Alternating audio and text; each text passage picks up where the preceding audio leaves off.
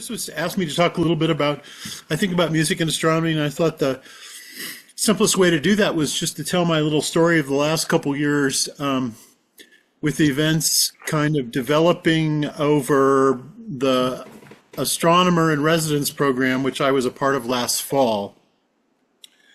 So let me talk about that program first, because anybody can apply. It's not restricted to professional astronomers at all.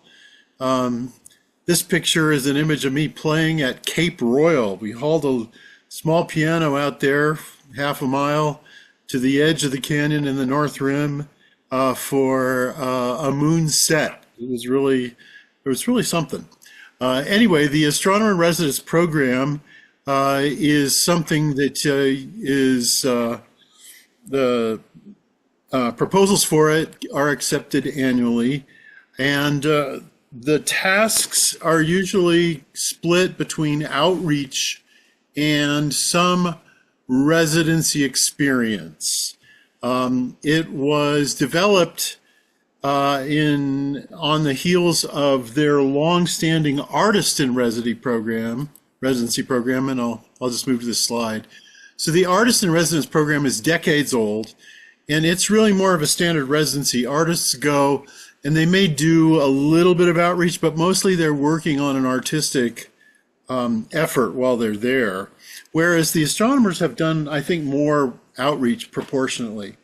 There's an annual proposal period. It's open now, and they typically select 3 astronomers per year, each of which do a 3 to 6 week residency, and in many different categories, which they advertise: artists, educators, dark sky advocates, scientists, etc., educators.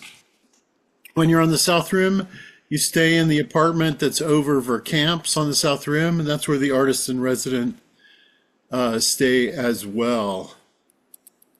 My proposal was to combine, my professional background is in the science of astronomy, but I have a lot of a background in music, and so I proposed to combine those, which is something I've been doing more of in my retirement as a professor. And what that means, there are kind of 2 efforts that I do performatively. One is just standard classical pieces that are night themed or moon themed that I play as the sky goes from twilight to dark. And it's really fun because people are just sitting back, staring at the sky, and they're a much better audience in that situation than in a recital hall, because recital halls are kind of formal, people get fidgety, whatever. But you're laying there just looking at the sky, and I get a much stronger reaction to classical music played in that environment than I ever did in a standard hall. And then the other thing, which was really encouraged by the proposal advertisement, was to write original compositions. And I'll talk a little bit about that because I had not done that before. I grew up playing a lot of instruments, a lot of classical music, and I always thought I wanted to compose, but never really jumped into that ocean until this proposal. And this proposal, or this experience, really catalyzed my dive into composition, and I really love it. Second, I did do a lot of science outreach talks, and my theme, as befitting Grand Canyon, was deep time in earth and sky. Of course, people who go to the Grand Canyon are faced with a very dramatic exposure of Earth history, and since half the park is supposed to be after dark, I figured they need to look at the sky the same way. We often talk about the universe in giant spatial terms, but there's a huge time dimension as well. The universe is maybe 3 times as old as the Earth, so I thought I would put those together in my talks. And so I talked a lot about the age dating of celestial objects, stars, galaxies, globular clusters, and compared them to the age of Grand Canyon rocks in a lot of my talks, and tried to give people a deeper feeling for the evolutionary history of both our planet and the cosmos. So that was kind of my object. Now, leading up, interesting things happened to me. So what you can see here in the background there is a string quartet, and we're playing there in Blacktail Canyon in the Grand Canyon. And I have had a blast leading a string quartet trip, raft trip down the canyon, several years in a row. And it's just an amazing place to play high quality classical music. And in one of these leading up to my residency, I had an exciting experience in one of the rapids where I was thrown to the floor of the boat, and they always say, hang on, hang on. And so I was hanging on, and I ripped my rotator cuff. I shouldn't have been hanging on that much. Later required surgery, and this necessitated a long hiatus from bowing. I couldn't bow, and I still have some difficulty, but I could play the piano. So what I did in this period, I was in a grad program in piano. I decided, okay, I'm taking all the bowed instrument stuff out of my life. I'm going to study composition. Bruce Reiprich is the faculty member at NAU who teaches composition. And in the process of doing that, I wrote astronomy-related piano pieces. And this was very experimental for me. I'd never done anything like this. Ultimately, I performed these in a KIT auditorium recital to fulfill requirements for the graduate certificate I was involved with. Now, I had this psychotic interaction with the canyon, as I often do. We talk to each other. That may not sound so odd, except the canyon talks back. That's what I have to confess. So the big thing here was I asked the canyon, after I had this bad event at Fishtail Rapid, why did you smack me? Because that's what it felt like. I mean, it felt like the canyon just went whap and knocked me into the middle of the boat. And, my unconscious canyon mind said very clearly, so you would compose. And this was, basically that's what happened, was that I had all this extra time where I wasn't playing violin anymore. So I thought, okay, that's what I'm going to do. I'm going to write music. So here is where I played the recital, and I wrote these two pieces. I thought about music that would enhance the average person's dark sky experience, and so I wanted to write about things that are easy to access in the sky. And the first thing I thought of were these asterisms, the summer triangle and the winter triangle, because they're so easy to identify. They also each have 3 stars, so they lend themselves to a 3-movement work, which is a very common thing to write. And so I wrote those, and then I gave a little bit of astronomy discussion with them in a lecture recital here at NAU. So here's an example. The summer triangle, there was a movement each of Altair, Vega, and Deneb. And in the winter triangle, a movement each in Procyon, Betelgeuse, and Sirius. And here's an example of the score for Deneb. And Deneb, of course, is the most diminutive of the summer triangles, apparently, but by far and away the most dramatic of the stars intrinsically, since it's about 20 solar masses and will certainly go supernova. So I tried to, in each of these stars, depict something of their physical properties with music. And in the case of Deneb, I kept thinking about the nuclear processes in the core. And so I had this weird motif that mimicked both the CNO cycle for helium production, and then alpha processes. And then also I had a little motif that mimicked convection in this violent core because they have convective cores. And so it's very dramatic. And then at the end, I gave vent to a supernova explosion, where I used fists pounding on the piano. And at the end of that, you'll hear a repeated note, which is the left behind pulsar. And that repeated note sort of slows down as they do, and then the piece ends. So if you, with your indulgence, I'm actually going to play this. It's not long, but I thought I would play this movement. And you can see some of the slides that sometimes I would show with it. And this is an example of using a natural physical processes in the stars to inspire a musical composition. So here we go. I hope the sound works for you guys.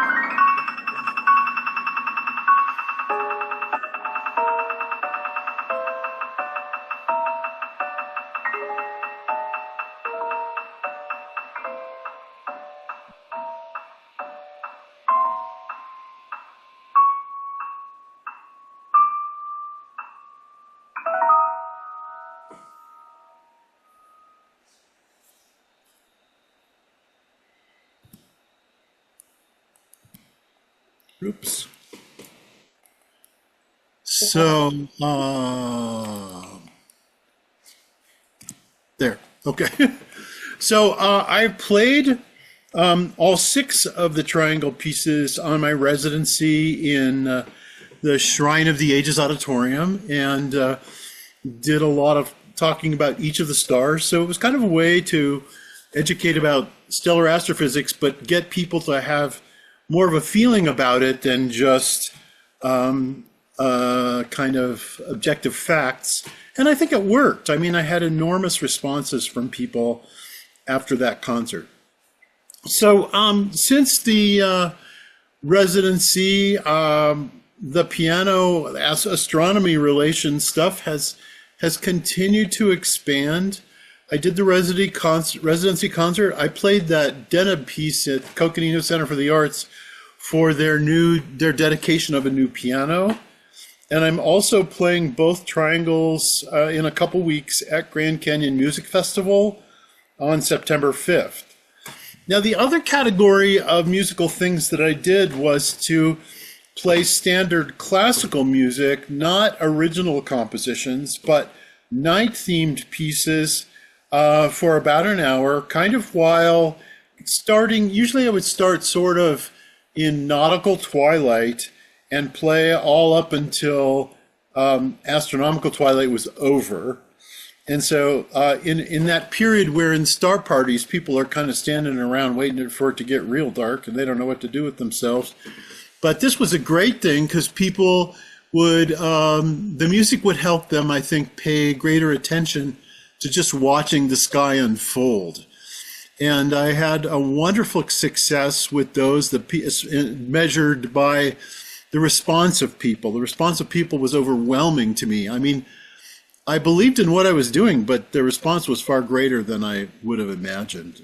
And I played that concert at Cape Royal on the North Rim, and in a kind of North Rim set of benches next to the lodge. I was then asked to play it at Organ Pipe Cactus National Monument a couple months after the residency, and I played it in the plaza at Grand Canyon Star Party just last June. And now I've been asked to go play it at Heritage Starfest at Capitol Reef National Park on the 19th of September. So it seems to be gaining in popularity, and people seem to be really connecting with the sky when I do this. And basically, I will have about 30 minutes worth of star-related pieces. And in between each of them, I'll stop and point out something in the sky, kind of like, the guided star tour thing, but I won't take a lot of time, but just something with a little bit of information that they can digest while they're listening to music. And I think they just receive a lot more by digesting it while they're listening to music. So. Now, as a kind of precursor to the residency, I was thinking about this, and one of the things I wanted to do was play a concert while the moon rose. And so as a practice before the residency, and as many of you know, because FDSC was a strong supporter of this, I played for a moonrise concert at Buffalo Park, and we had quite a good attendance of a few hundred people. And then we had a full moonrise. It was a flower moon, and it was also supported by the Artex Festival, and went on to be nominated for a Viola Award. And I think that was my first big experiment to see if this would fly, And because I was thinking of doing it at the Canyon, but I thought, wow, I would like to try this out first before I go do that. Sadly, our planned moonrise for the Canyon was clouded out, so we moved it to the Shrine Auditorium, and I didn't get to play while people watched the moon rose. But I'd still like to do more of these because the rising moon is such a dramatic experience. But then also I was doing talks, and this is kind of a sad picture, because this is me talking in the auditorium at the lodge on the North Rim that is now burned down. And I also spoke there just a couple weeks before it burned down for the North Rim Star Party, and it was such a wonderful venue just to talk to people about astronomy. So this is, as you can see by the title, Stars in Deep Time. This was the part of my residency where I was talking to people about the deep history, both of the universe and of planet Earth and of life on Earth. A little bit of astrobiology in there as well. And it's just so fun to bring this information to the general public who may know so very little about it. I've been giving more and more science talks to tourists who know so little, and they always seem to be very, very surprised, both by what they see and by what they learn. And I'm all too happy to just give them that surprise. Well, I'm going to just end with another little video clip that was made by Raider Lane, that we went to play at sunset at Hopi Point. And he also recorded some reflections about the residency.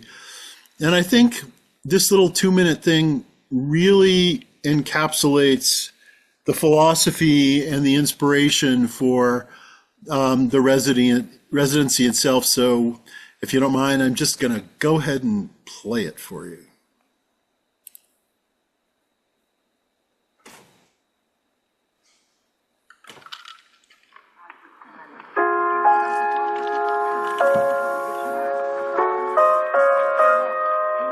Hi, I'm Dr. David Koerner. I'm an astronomer and musician, and I'm here at Grand Canyon as the astronomer in residence.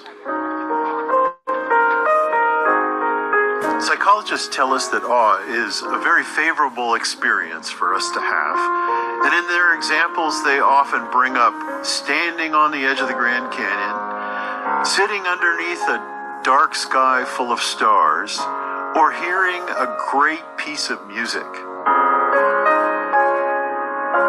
I know for myself, as a young child, I very naturally was drawn to those two things, to music and to astronomy. I'm not sure I can tell you why those were the two things that attracted to me, but they both evoked a similar feeling. I don't know if it was this feeling of awe, but it was just a kind of, or a feeling of aesthetic, of beauty.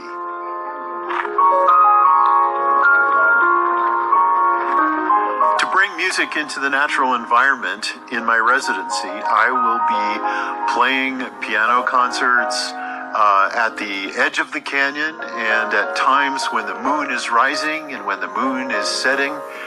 In addition, I will also be giving some lectures to help people understand what they're looking at, because the more you know about what you see, the more meaningful it is.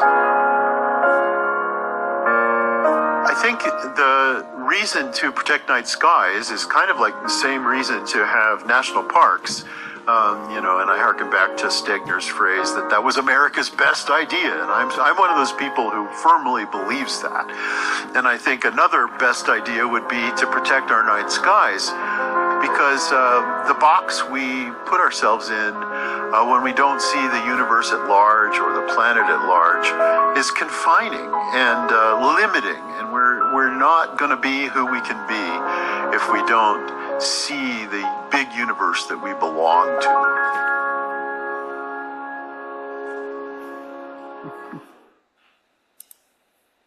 Very nice. Thank you. Thank you, David. Beautiful. And I'm happy to answer any questions you have about residency in case some of you feel like you'd like to apply. How long is the residency application open this cycle? I mean, when's the deadline? Right. I'm not exactly sure. It seems to change a lot, but it usually it's early fall, and they have pretty complete details on the park webpage about the residency, so their dates would be there. Obviously I'm not applying again, so I'm not paying attention, but I probably should, because they're going to ask me to go be on the review committees. So I just thought it was absolutely wonderful that you were able to expose people both to the night sky and to the music. Yeah. I thought that was very inspiring. Right. As a classical musician, I mean, I grew up with music educator parents, so I'm always surprised that not everyone is a classical music aficionado. I'm like, what do you mean you don't know that? And there were a lot of people who just had not heard the music I was playing. And I'm playing really popular stuff, Chopin nocturnes. I mean, Clair de Lune is the most overplayed piece on the piano. And yet, every time I would play it, somebody would come up and go, "Oh, thank you for Clair de Lune." And I was like, "Oh dear." But, because it was probably one of a small handful of pieces that they recognized. So, I was happy to be able to do double duty. I too grew up with classical music and astronomy and science in general. The difference between you and me is that I have zero talent when it comes to playing music. I just love to listen to it. I used to tell people I play the gramophone. That's an important skill. Andrea made a chat comment saying that she thought, I don't know if you're watching the chat or not. I wasn't. No. What a terrific program. The full moon program was awesome in Buffalo Park, so I guess you were there for that. And Annette, the composition is fantastic. You're certainly welcome to speak up, Andrea. There's a small enough number of us that we generally don't interrupt too much. I had a question, David, that I posed to you when I was initially asking if you'd be interested in a program. And that is, what is your understanding of the classical composer's intent when they did music which they thought about as of the night? So we get to write Moonlight Sonata off, because I don't think Beethoven was thinking of the night when he did that. But the nocturnes, they clearly have some thought about night. Well, I mean, that is a huge argument in music generally, and the way I think of it is that what matters is the mood, and the mood that goes with stargazing is what I'm mostly looking for. Now, I have chosen a lot of pieces that had programmatic allusions. So, for example, on the Buffalo Park thing, I had 3 pieces by Debussy that all had moon in the title. But to the French symbolists, the moon was a metaphor for a mood. And so they're obviously not thinking about the real moon too in much detail, especially in the end of the 19th century. They didn't know that much about it. There are exceptions. Saint-Saëns, I don't know if you know, was very interested in astronomy and actually contributed to a paper about observations of the moon, but he didn't write any music about that. So he saw them as separate. The nocturnes are ambiguous. So John Field started the whole genre, an Irish composer, and they are modeled after soprano arias in opera, especially those of Bellini, and Chopin especially did. And so they were kind of serenades. So their idea of the night was that's when romantic stuff happens. Not so much that's when you see the cosmos. You know? And nevertheless, they have a mood that is very evocative of relaxation and looking at the night sky. Now, later composers who wrote nocturnes, I think, went further and were not just parroting Bellini arias. So when I choose these now, my question is not, do they literally have a story about the night sky? And some do, but it's more, do they evoke the mood either of awe or peace or reverie that I want to evoke when somebody is watching the sky get dark. So, for example, my latest thing I love playing at the end of a program, and I played it at Grand Canyon Star Party, at the end of a program when it gets dark, the Milky Way reveals itself. And I kept thinking, what's the piece I want to play when the Milky Way just comes out, you know? And the piece that I just love to play is a work by Debussy. It does have a night theme to it, Gaspard de la Nuit, but it's Ondine, and it's about a water nymph. So it has all this kind of floating feeling to it. And even though he wasn't thinking of it, when I play it, it gives me that feeling of just floating through the Milky Way.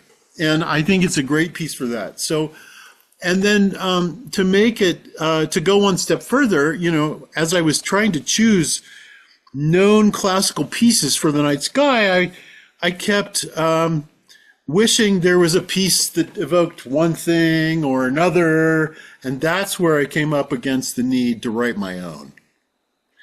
You know, if I need a piece that says something about a nebula. Who's written a piece like that? Well, I couldn't think of any. Well, I will write one then. So that's kind of my new, that's the new inspiration. You said something which really caught my thoughts.